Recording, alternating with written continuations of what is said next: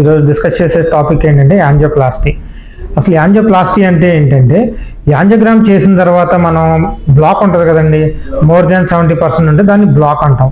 దాన్ని ఓపెన్ చేయటమే, అంటే ఓపెన్ చేసి బెలూన్ చేసి స్టంట్ పెట్టి బయటికి రావడమే ఈ ప్రొసీజర్ అంతా కలిపి మనం యాంజియోప్లాస్టీ అంటాం.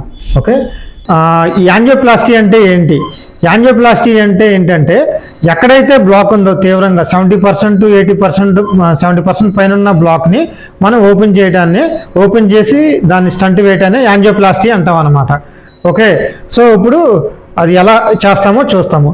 సో సేమ్ ఫస్ట్ యాంజియో చేసినట్టుగానే కెథేటర్ ఇవన్నీ పెట్టి సో చూస్తాం. యాంజియోగ్రామ్ చేసిన తర్వాత నెక్స్ట్ ఏదైతే బ్లాక్ ఉందో ఆ బ్లాక్లోకి వైర్ పంపిస్తామండి.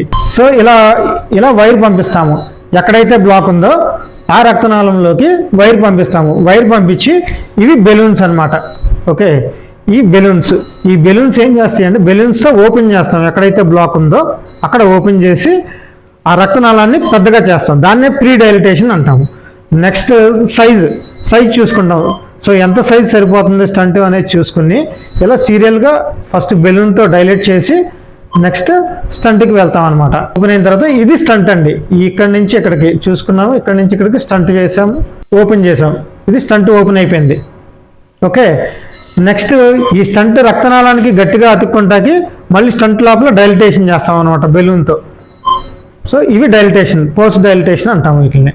అలా సీరియల్గా డైలిటేషన్ చేసుకుని స్టంట్ కింద నుంచి డిస్టల్ నుంచి ప్రాక్సిమల్ వరకు డైలిటేషన్ చేసి ఫైనల్గా మనం రిజల్ట్ చూస్తాం అనమాట.